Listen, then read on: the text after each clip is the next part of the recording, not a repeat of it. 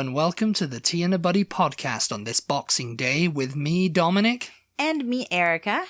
And I hope you all had a Merry Christmas. We did. Yes. Yes, it was very lovely. It was lovely. Very delightful.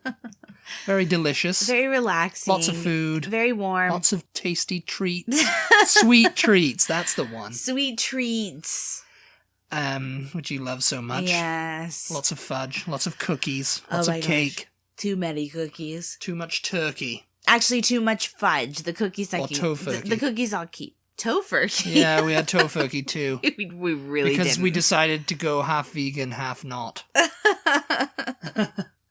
going to be talking about the Queen's Christmas broadcast. Yes. Or the Royal Christmas broadcast. Yes. And that, which doesn't come on over here because there's no Queen. So we have no Queen. No Queen in the United States So of we're America. just going to be talking about it in general. We don't know what. Isn't that funny? We don't know what she had to say this year, but Yes. I mean, we can talk about the other ones. The other ones. The past ones, yeah. Yes, sure. So, when did this start? When did this tradition start? This started in 1932, way back in 1932. Okay, so it didn't start with her. No, it didn't start with her, no. Oh, okay. It started with George V.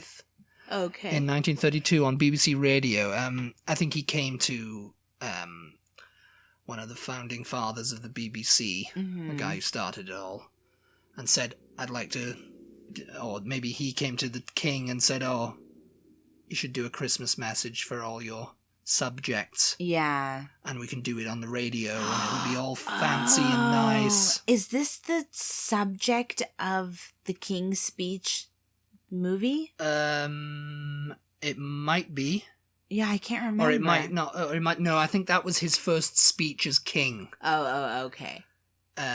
That was his first speech as king. That was. Yeah, I think it wasn't anything to do with the Christmas It was on speech. the radio, but it was just a general speech. It was just a general speech, I think so. Yeah, I'm not sure. It might have. The Queen doesn't really give. That was George VI. The Queen doesn't really just give general speeches now, though, does she? No, not really. No, Yeah. I mean, it's only a few short words, like when she's opening a shopping centre or something. Or whatever she's doing now. Her very important duties, like opening shopping centers. No, I think she gets Charles to do that now. Because I think they've largely retired from, like, official duties, like the Duke of Edinburgh's gone to bed. And, well, I mean, she's only 90-something, right? She's only 90-something, exactly. But yeah, this all started in 1932, and it was a speech written by Rudyard Kipling.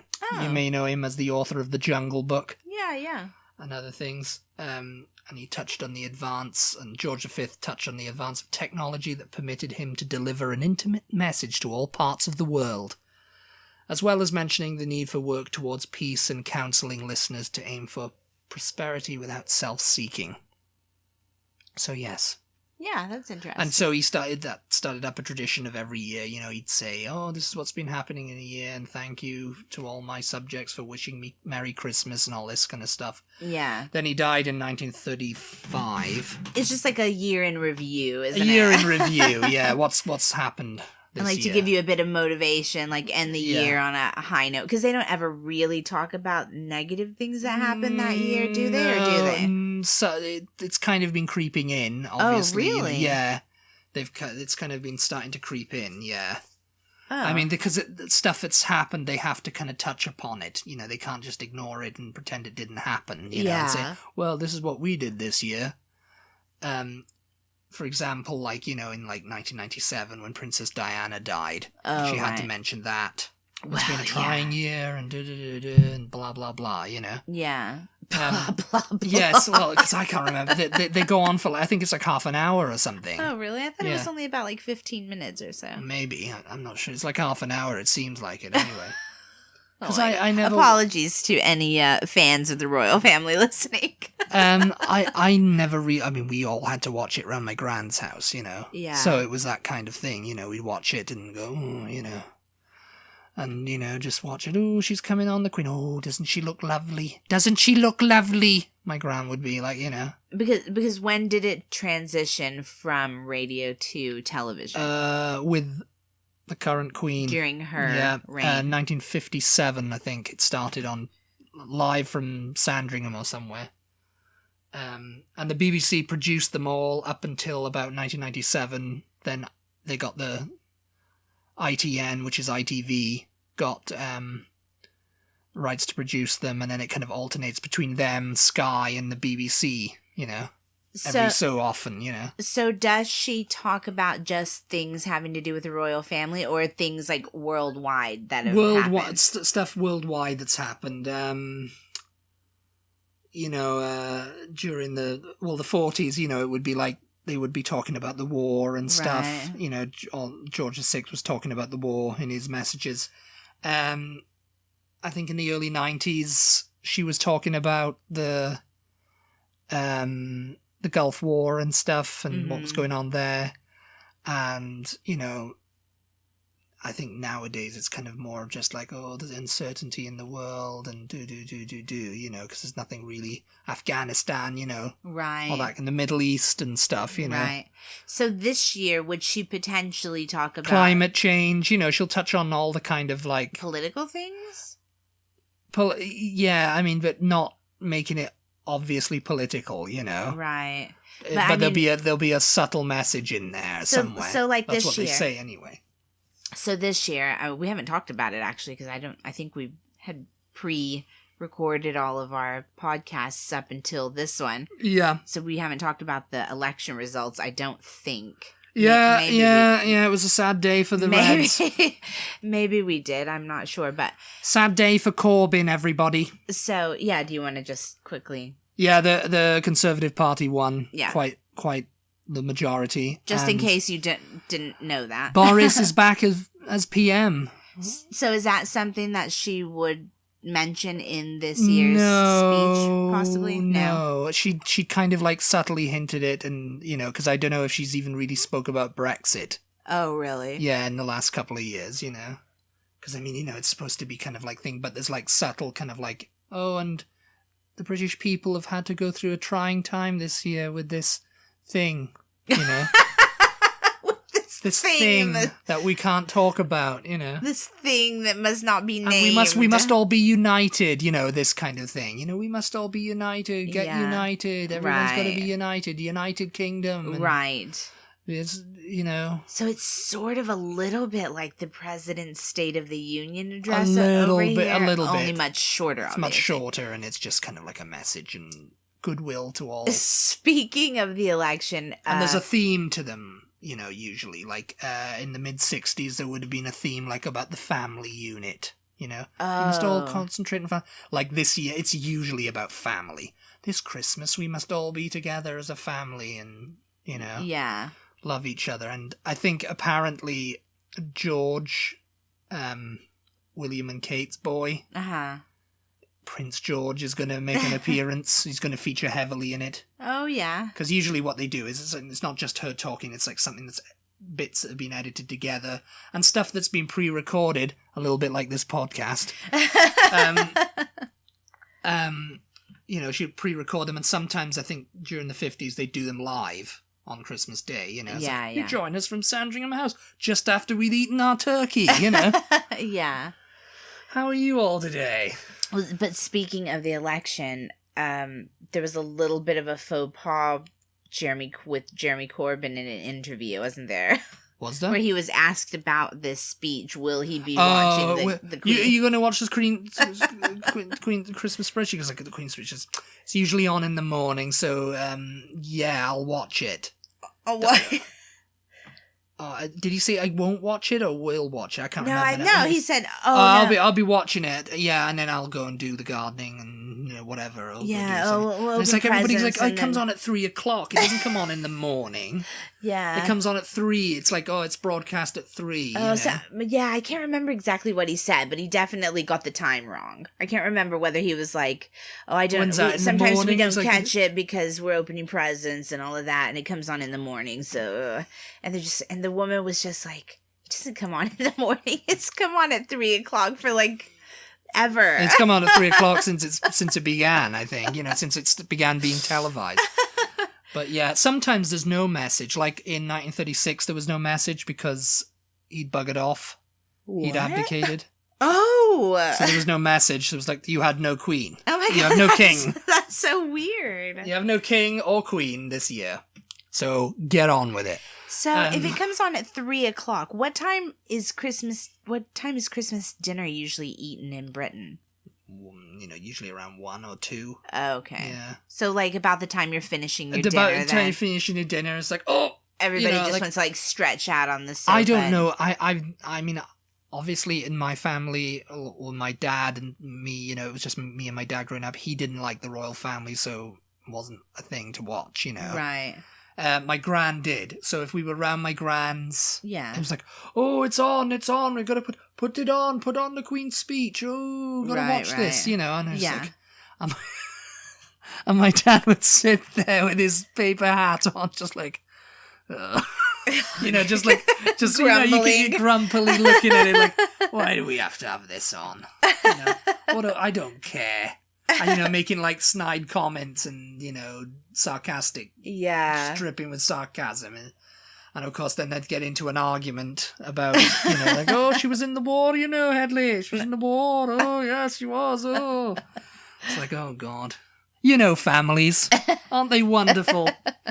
Especially the royal ones. But, that kind of thing started. And then, of course, around the early 90s, Channel 4 decided, well, it was kind of like an accident, I think, this tradition started, of doing an alternative Christmas message. What? It kind of happened when they were doing this series on Christmas in New York. They had Quentin Crisp. You know who Quentin Crisp is? No. He's Sting wrote a song about him. He was a playwright. An Englishman in New York. I'm an alien. I'm an Ingledalian. I'm an Englishman in New York. That was a hit song. Yeah. That was about him. Quentin Crisp. He was this gay guy who was a playwright. The Naked Civil Servant was his play. I think it got turned, or it was a book, and it got turned into a movie with John Hurt. Yeah. And they asked him to do this alternative Christmas message for people, and he did. And it was kind of like a funny, jokey thing. And then it kind of became like a thing, like every year they'd have like a contemporary or controversial celebrity do it. Oh, Someone who's been controversial that year. Yeah. And, like to give the Christmas message. But sometimes it would be very serious. It'd be like, I don't know, like in recent times, the victims of the Grenfell fire. Oh, God. They did a, victim, 5 survivors of the Grenfell fire did it.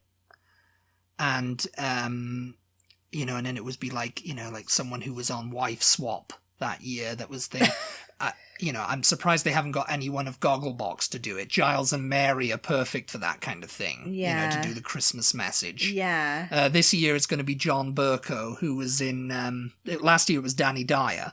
How long have they, since the 90s? Since the early 90s, about 1993 or 4 or something. I mean, people in Britain will know this. But it's like the alternate. It's sometimes they do that in direct competition with the Queen? I don't know if it's in direct competition, but it's around the same time. Maybe it'll come on in the evening. John Burko, he was the Speaker of the House in the House of Commons. He's just retired from that role or just left it. Mm-hmm. And so they're getting him to do it. Last year it was the actor Danny Dyer, Yeah. Who's a direct descendant of the royal family. Yeah. Direct descendant of Henry VIII. And so he did his bit. Jamie Oliver did it one year, and it was like a sketch of like him cooking up turkey twangers. Because, he was like obsessed, it was like a funny sketch. Yeah. That kind of thing. It's just, that's the kind of thing they do on Channel 4, Yeah.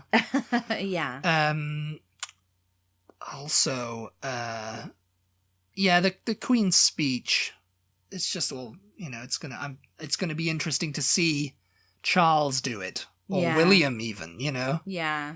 Because, she's been doing it for so long. Yeah.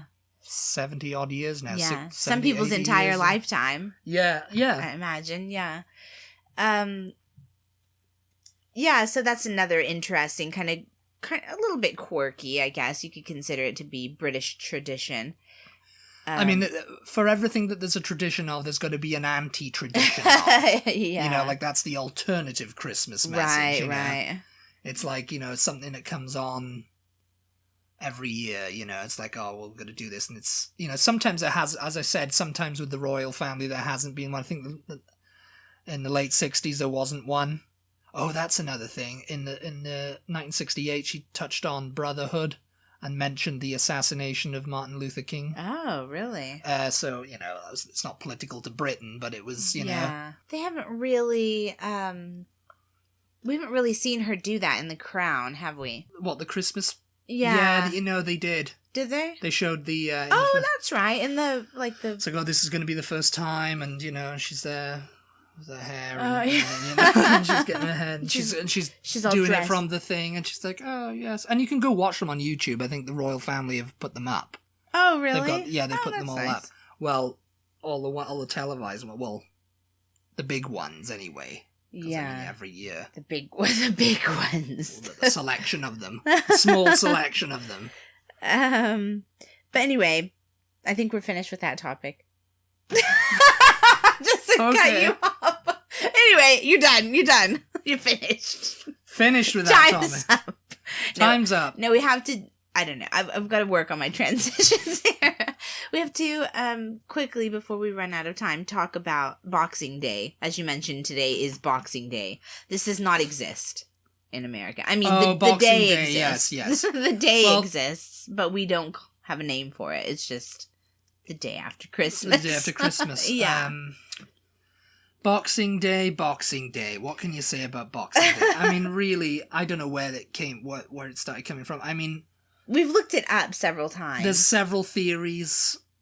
It's like the day when you get all your boxes from your presents and stuff and box everything up and, you know, to take back, or whatever, you know, that's like a retail thing. But there's also that kind of thing from the you know, when everybody was like a servant in a house, that was the day they got their Christmas presents. That was their Christmas day, you know. Yeah. That was the day they'd get a box from their employer, so to speak. Right, you know? Okay. You know, like Lord Grantham would give Carson his Christmas presents to put it in on Boxing Day. Yeah, that kind of thing. And that's and some people have debunked that, and I don't know where it comes from. I mean, people say, oh, that was the day that traditionally there was boxing on.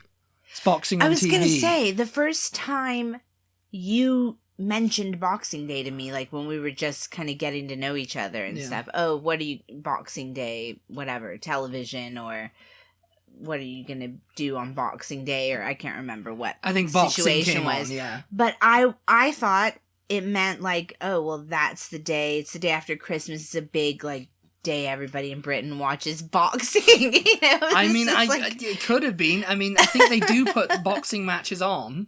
Or they did. Yeah. I'm not sure, but yeah, I don't know why we call it Boxing Day, honestly. I mean, there's several theories. Somebody said... I mean, there's no definitive one. Yeah. I mean, like you... It's just like we call it Boxing Day, and I think we call it that in Ireland too, and they call it in some parts of Europe. I'm not sure. You'll have to let me know. Do you call it Boxing Day in Ireland? There's more to Boxing Day than this. Everybody has the day off, right? Yes. Still, like, it's yeah. It's 26th. I mean, I think a lot of people still have I mean, over the day here, off. it's the same thing. Yeah. You have, like, the week off until New Year's, don't you? Well, some places. I mean, we used to with my old job. But, no, not everybody doesn't get that. Yeah. But as you mentioned before, I think I saw maybe on YouTube or in an article or something, someone mentioned that Boxing Day had to do with taking stuff back to the stores. Taking stuff back to the stores, you know, all the presents you didn't want from Santa, you weren't really like, oh, Santa got me this and I don't like it. Which we do, I mean, that exists over here too. I remember. Father Christmas. I remember doing that as a kid, you know. Oh, we've got to go back. We've got to go hit all the sales. Well, the Boxing Day sales was a big thing. Like, oh, we're open on Boxing Day. 10 till 10, you know, and Boxing Day sales, get the, you know. Yeah. Everything that nobody bought for Christmas is here, and we've marked it down to its actual price, what it's worth. Yeah, I mean, that happens over here. The stores are insane if you try to go return something the day after Christmas, though. Yeah. I mean, yeah. you're waiting in line forever. Yeah. It's ridiculous. It's like the Black Friday all over again. Yeah. But in reverse, because you're taking things back instead of buying them. Yes. Well, no, I mean, a lot of people do go, I used to know somebody. Oh, God, who was it? Somebody used to do they were like, we're not going to celebrate Christmas on Christmas because after Christmas, everything goes on sale.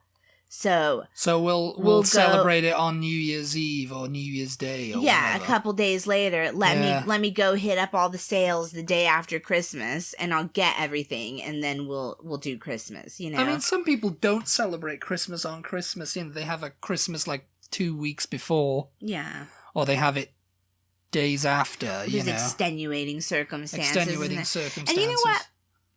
Some people don't celebrate Christmas at all. Some people don't celebrate Christmas at all. No. And I apologize for those people who are listening to us because we have had a lot of Christmas-related content over the last couple of weeks. And I'm very sorry about that. But it's all done. It's all finished now. This is it. This is it. This is the end. Yeah, we're back to our regularly scheduled programming. We have not just waffling about everyday things. Yes. That aren't Christmassy. Oh, I just looked it up before we wrap up Christmas. Google says that a Christmas box in Britain is another name for a Christmas present, and Boxing Day was traditionally a day off for servants and the day when they received a Christmas box from the master. The servants would also go home on Boxing Day to give Christmas boxes to their families.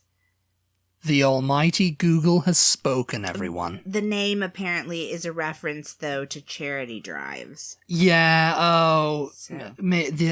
like Salvation Army and Red Cross and British Heart Foundation and British Scope, whatever, would come out and they'd shake their tins and say, "Can you spare change?" Like in a Christmas Carol. Like in a Christmas Carol, yes. And Scrooge would say, "Bah humbug." It's a poor excuse to pick a man's pocket. Yes. Every December 25th. But yeah, and a Christmas box. Yeah, my gran used to call it a Christmas box. Oh, what did you get in your Christmas box? Aw, that's sweet. She's like, what did you get in your? I've got to give everyone their Christmas box. And usually their Christmas box wasn't like a present. It would be like money. Oh, yeah. Money, like, I've got to give Alan his Christmas box, my Uncle Alan, and I've got to give my father his Christmas box. Yeah. Did you get your Christmas box? I mean, money is a present, though. Money is a present, because then you can use it to buy things. Yes. Money is a gift. The gift that keeps on giving. So it seems like Boxing Day has a lot of different meanings. As I said, there's a lot of like, why did we start calling it? But yeah, a Christmas box, it's just triggered a memory of my gran doing that now. Yeah. Did your grans used to call it a Christmas box? Do they still call it a Christmas box? But there's no kind of traditions on that day. There are. People usually have a curry from all the turkey. Usually make a curry out of all the turkey. Oh, yeah, that's traditional? That's kind of a traditional thing. But I don't think it's like, set in stone or in Magna Carta or anything, It's someone, like I remember a lot of families like, we usually have a curry. If there's anyone British listening, do you usually make a curry out of the turkey, the leftover turkey for Boxing Day? Let us know. Yeah. Yeah, because I remember a few families did that. We didn't. Yeah. My gran barely knew what curry was. Well, and your dad doesn't eat turkey, does he? No, he doesn't eat turkey, so there you go. Anything else? Any other traditions? Anything that's traditional? Traditional on Boxing Day. There's no real after... Catching up with, like, shows and stuff, they repeat a lot of stuff they repeat, like, Christmas specials from the night before. If you didn't get it that night, it'll be repeated again on Boxing Day. Oh, okay. And I think it was, usually it'd be, like, Morecambe and Wise Christmas special and, stuff that comes on Christmas Day, comes on Boxing Day and stuff like that. Yeah. 1967, famously, it was Magical Mystery Tour that replaced all that. Yeah. Everyone liked it.